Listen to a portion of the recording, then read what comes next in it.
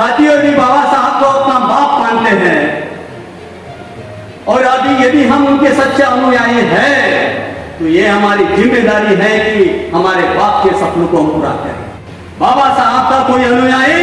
इस महाराष्ट्र के भूमि में पैदा नहीं हुआ कि जो बाबा साहब के सपनों को पूरा करे। धन्य है मान्यवर कांशीराम साहब। क्या किसी महाराष्ट्र के उन लोगों को जो अपने आप को बाबा साहब के वंशज कहते हैं, वो कहते हैं कि मैं बाबा साहब के मूवमेंट का सबसे बड़ा वंशज हूं, उन लोगों की यह जरूरत नहीं थी कि वो बाबा साहब के सपनों को पूरा। राजश्री छत्रपति शाहूजी महाराज, छत्रपति शिवाजी महाराज, पेरियार रामास्वामी नायकर, शहीद बिरसा मुंडा, साहित्य सम्राट अण्णा भाऊ साठे और जिस महाविभूति ने इस भारत देश को विशाल ऐसा संविधान देकर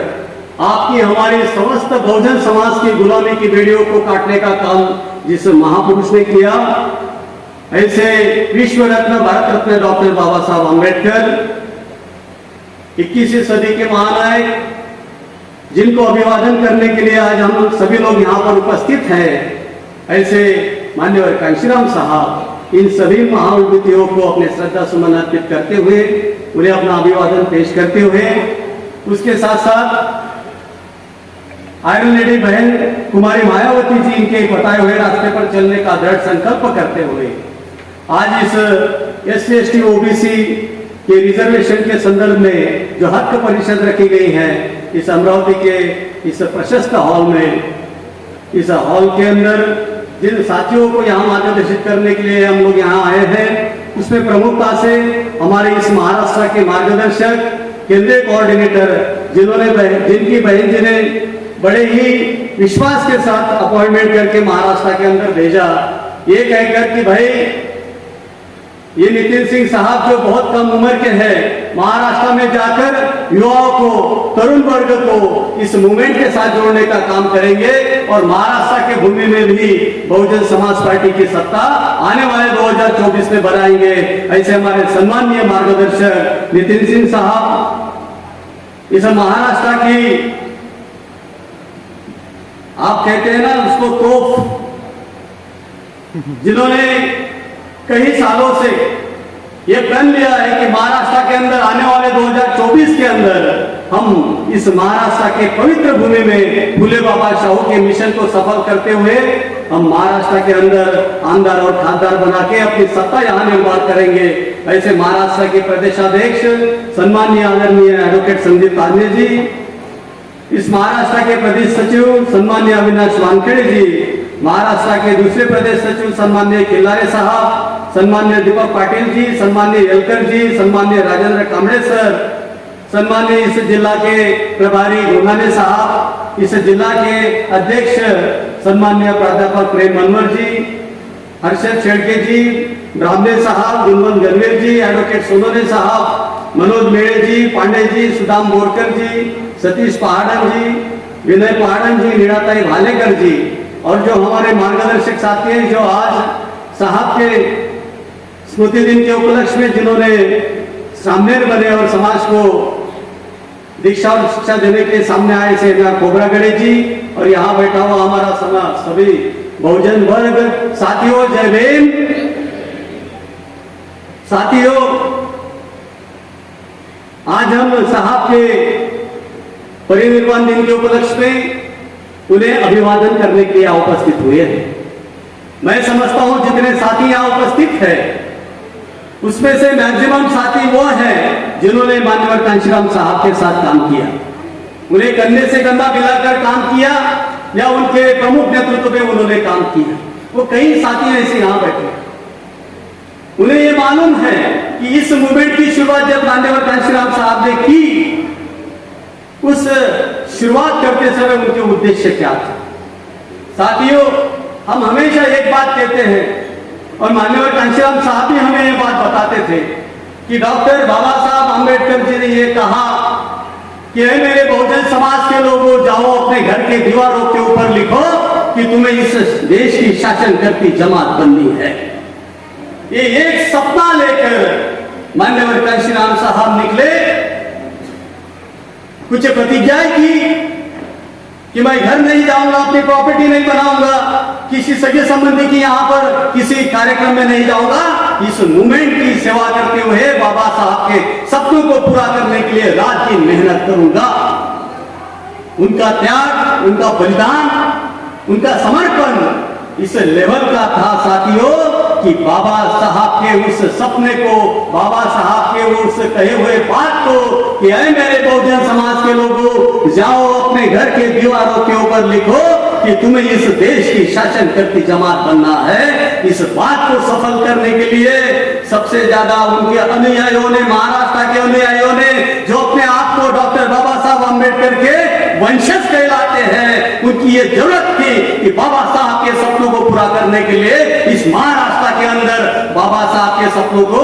आगे बढ़ाने के लिए आमदार खासदार चुनकर लाए। लेकिन बड़ा बुरा लगता है साथियों कि बाबा साहब के महापरिनिर्वाण के बाद भी बाबा साहब का कोई अनुयायी इस महाराष्ट्र की भूमि में पैदा नहीं हुआ कि जो बाबा साहब के सपनों को पूरा करे। धन्य है मान्यवर कांशीराम साहब, जिन्होंने बाबा साहब की इस बात को आगे रखते हुए कड़ी मेहनत की, कड़ा परिश्रम किया, परिवार की तरफ ध्यान नहीं दिया, अपनी जो प्रार्थना है, अपनी प्रतिज्ञा है, उसको पूरा करने के लिए दर दर भटकते रहे, कई हजारों की साइकिल मार्च की। और आपने इसका नतीजा देखा होगा कि पहली बार इस देश के सबसे बड़े सूबे में, उत्तर प्रदेश में एक बार नहीं तो माननीय कांशीराम साहब ने 4-4 बार इस देश के अंदर अपनी सरकार बनाने की कोशिश की। साथियों, यदि बाबा साहब को अपना बाप मानते हैं और अभी यदि हम उनके सच्चे अनुयायी हैं, तो ये हमारी जिम्मेदारी है कि हमारे बाप के सपनों को हम पूरा करें। हम बाबा साहब को केवल 2-3 जगह पर पूरे साल में अपने सर के ऊपर लेते हैं। 14 अप्रैल हो गया, अभी कल ही 14 अक्टूबर हो गया जब उन्होंने धम्म दीक्षा दी,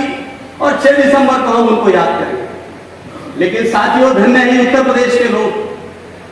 धन्य है उत्तर प्रदेश के लोग, उन्होंने बाबा साहब की जयंती के ऊपर बाबा साहब को अपने सर पे नहीं बिठाया, बाबा साहब की प्रतिमा को अपने सर के ऊपर नहीं उठाया। बाबा साहब के विचारों को उन्होंने अपने दिमाग के अंदर डाला और बाबा साहब के विचारों को सक्सेसफुल करने के लिए उत्तर प्रदेश के अंदर अपनी सरकार बनाई और बाबा साहब के सपनों को पूरा करने की कोशिश की। क्या सपने थे बाबा साहब के? बाबा साहब ने 1945 में एक सपना देखा था कि ये मेरा बहुजन समाज, ये मेरा SC ST OBC समाज जो आर्थिक रूप से बहुत अक्षम है, जिन्हें पढ़ाई लिखाई का हक अधिकार नहीं मिला और इसलिए वो आर्थिक रूप से बहुत पिछड़े हुए हैं, उन लोगों को मैं इस देश के अंदर जो बंजर भूमि है, उस बंजर भूमि का एक हिस्सा उनको दूंगा तो वो अपने खेती के अंदर जाएंगे, उसके अंदर अब खेती को जोतेंगे, परिश्रम करेंगे और अपनी डिग्री को खुद बनाएंगे, अपनी आर्थिक स्थिरता का खुद निर्माण करेंगे। इसलिए डॉक्टर बाबा साहब आम्बेडकर जी ने 1945 में सेपरेट सेटलमेंट का नारा दिया और अंग्रेजों के सामने ये बात रखी थी। अंग्रेजों ने उसको स्वीकार किया, लेकिन साथियों आपको मालूम है क्या बात हुई? सडनली 1947 में यहां से अंग्रेजों को जाना पड़ा। अंग्रेजों के सामने जब ये बात रखी तो अंग्रेजों ने कहा आज भी तो हम जा रहे हैं, आप इस देश की गवर्नमेंट के सामने, जवाहरलाल नेहरू जी के सामने ये बात रखी। जब जवाहरलाल नेहरू जी के सामने ये बात रखी कि मुझे इस SC ST OBC दबे कुचले समाज को अपने पैरों के ऊपर खड़ा करने के लिए इस देश की जो बंजर भूमि है, उस बंजर भूमि का कुछ हिस्सा मुझे इस दबे कुचले समाज को देना है। अंग्रेजों ने ये ऑलरेडी मान्य किया है, आप भी इस चीज को मान्य करते हुए ये हिस्सा उनको दीजिए। तब जवाहरलाल नेहरू ने इस बात को अमान्य किया और बाबा साहब के जीते जी वो अपने सपने को कि ये बहुजन समाज को वो थोड़ी बहुत जमीन दे दे नहीं कर पाए। धन्य भाई मायावती जी, जब वो फुल प्लेस की सरकार में आई तो उन्होंने साथियों बाबा साहब के इस सपनों को पूरा करने के लिए एड़ी चोटी का बल लगाकर 1,60,000 हमारे SC ST OBC के लोगों को 6 लाख एकड़ जमीन बांटने का काम किया। 7 बार उनके के नाम करने का काम किया। इतना ही नहीं तो एसपी कलेक्टर के माध्यम से उनको गिनवा कर उनके नाम से उनको दिया। ये काम बहन मायावती जी ने किया। क्या साथियों, ये काम बाबा साहब के सपने का काम नहीं है? क्या ये काम बाबा साहब को सपने को पूरा करने वाला काम नहीं है? क्या किसी महाराष्ट्र के उन लोगों को जो अपने आप को बाबा साहब के वंशज कहते हैं, वो कहते हैं कि मैं बाबा साहब के मूवमेंट का सबसे बड़ा वंशज हूं, उन लोगों की ये जरूरत नहीं थी कि वो बाबा साहब के सपनों को पूरा। इतना ही नहीं साथियों, हम लोगों ने तो 16 साल तक बाबा साहब के नाम के लिए औरंगाबाद विश्वविद्यालय के लिए लड़ाई लड़ी। कई लोगों ने जान गंवाई, कई लोगों ने अपनी इज्जत खोई, कई बच्चों की जान गई, कई लोगों की जिंदगियां बर्बाद हो गई। लेकिन बाबा साहब का नाम उस यूनिवर्सिटी को हम लोग नहीं दे पाए। बाबा साहब का नाम विस्तार हुआ। धन्यवाद बहन मायावती जी, आप लोगों ने इस बात को समाज के अंदर बताना चाहिए, क्योंकि आज समाज के अंदर बड़े पैमाने के ऊपर कश्मकश चल रही है कि बाबा साहब के विचारों का सच्चा अनुयायी कौन। और सबसे ज्यादा हमारे महाराष्ट्र के वो बुद्धिजीवी हैं जो सबसे ज्यादा कंफ्यूजन में पड़े हैं। वो सोचते हैं कि आज पता नहीं हम इधर जाए उधर जाए, भीम के लगते जिगर आधे इधर आधे उधर की जैसी हालत महाराष्ट्र के अंदर हमारे बुद्धिजीवी की हुई है। धन्यवाद बहन मायावती जी, उन्होंने कोई रैली नहीं निकाली, उन्होंने कोई मोर्चा नहीं निकाला, उन्होंने कोई लॉन्ग मार्च नहीं निकाला। लेकिन मैं आपको बताना चाहता हूं, जब उन्होंने अपने समाज के बलबूते बहुजन समाज बनाकर इस महाराष्ट्र के नहीं पूरे देश के अंदर जो सबसे बड़ा सूबा है उत्तर प्रदेश में, जब अपने कुल देश की सरकार बनाई तो उन्होंने कुछ यूनिवर्सिटियां निर्माण की, जैसे छत्रपति शिवाजी महाराज यूनिवर्सिटी कानपुर के अंदर, महात्मा ज्योतिबा जी फुले यूनिवर्सिटी रोहिलखंड के अंदर, बाबा साहेब डॉक्टर आंबेडकर यूनिवर्सिटी लखनऊ के अंदर, गौतम बुद्ध यूनिवर्सिटी नोएडा के अंदर, सिद्धार्थ यूनिवर्सिटी इलाहाबाद के अंदर, कई ऐसी यूनिवर्सिटियां जो पूरे विश्व में जिसका नाम है, जहां पर IAS IPS पढ़कर जाते हैं। हम अपने समाज के अंदर ये बात नहीं पता। साथियों, जब उनकी सरकार थी तो इस देश के अंदर जितने भी स्टेट्स हैं, सबसे ज्यादा GDP यदि किसी स्टेट की होगी तो उस समय उत्तर प्रदेश की हुआ करती थी। इसकी रिपोर्ट बहन जी ने सेंट्रल गवर्नमेंट को भेजी। इतना ही नहीं तो जब बहन जी की गवर्नमेंट बनी तो बहन जी ने कई लोगों को नौकरियां दी, 10 लाख लोगों को वहां पर नौकरियों का काम किया। लेकिन सबसे बड़ी बात साथियों, जो SC ST OBC के हक परिषद के लिए, आरक्षण हक परिषद के लिए हम यहाँ पर उपस्थित हुए हैं, जो आज पूरे देश का बहुत बड़ा मुद्दा है। आप लोगों को यह बात मालूम होनी चाहिए कि पूरे देश के अंदर पहला स्टेट है कि जहां पर SC ST OBC और माइनॉरिटीज का भी SC ST OBC का 100% बैकलॉग कहीं पर पूरा हुआ होगा तो वो उत्तर प्रदेश में, जब बहन जी की सरकार उत्तर प्रदेश में थी तब हुआ है। लेकिन आप लोग इस बात को कभी समाज के अंदर चर्चा नहीं करते। महाराष्ट्र के अंदर आज भी कई लाखों का बैकलॉग आज भी खाली है, फिर भी हमारी ये जरूरत नहीं बनती कि हम बहुजन समाज पार्टी के अंदर इस महाराष्ट्र के अंदर अपने कुछ आमदार और खासदार को चुन कर दें। साथियों, देश की कई समस्याएं हैं। 33% रिजर्वेशन के ऊपर हमारे कुछ बुद्धिजीवी इधर उधर भटक गए, लेकिन बहन जी ने उसका सटीक उत्तर दिया कि मोदी गवर्नमेंट ने जानबूझकर यहाँ के SC ST OBC लोगों को लुभावने वादे करने के लिए अपने स्पेशल सत्र में 33% रिजर्वेशन की बात करी। लेकिन बहन जी ने सही टिप्पणी करते हुए कहा, हमें 33% रिजर्वेशन के लिए कोई आक्षेप नहीं है, लेकिन हमारा यह मानना है कि डॉक्टर बाबा साहब आंबेडकर जी ने SC ST OBC के लिए प्रावधान किया है। यदि आप लोगों को महिलाओं को आरक्षण देना है आप दीजिए, हमारा इसका समर्थन है, लेकिन उसमें SC ST OBC का रिजर्वेशन अलग से देना होगा। बहन जी ने प्राइवेट रिजर्वेशन की भी बात की, प्राइवेट सेक्टर में रिजर्वेशन की बात की। साथियों, इतनी सारी चीजें केवल बहन जी इसलिए ला पाई क्योंकि वो वहां पर शासक बनी। हम महाराष्ट्र के लोग आज भी अपने आप के ऊपर हमें विश्वास नहीं है, हम अपने आप के ऊपर विश्वास नहीं रख रहे हैं। इस विदर्भ के अंदर लगभग 20 से 22% बुद्धिस्ट समाज है। यदि हम बहुजन समाज बना ले, यदि हम कुर्मी को, तेली को, आदिवासी को, मुस्लिम समाज को एक साथ भाईचारा के रूप में साथ में ले आए, तो जैसे उत्तर प्रदेश में हुआ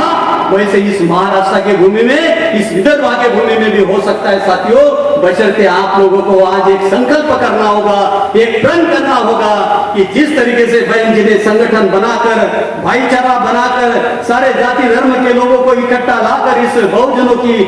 विचारधारा को आगे बढ़ाते हुए संगठन बनाया, गांव गांव में गए, गांव गांव में जाकर समाज को तैयार किया, हमारे लोगों को तैयार किया, युवतियों को तैयार किया, युवकों को तैयार किया, बड़े बुजुर्गों को तैयार किया। यदि आप लोग बाबा साहब के सच्चे अनुयायी हैं और यदि आप लोगों को लगता है कि आने वाले दिनों में इस संविधान की रक्षा होनी चाहिए, तो आप लोगों की जरूरत यह है कि हमारे घर के आजू में, पड़ोस में, हम रोजमर्रा जिसके साथ बात करते सबको ये बताइए साथियों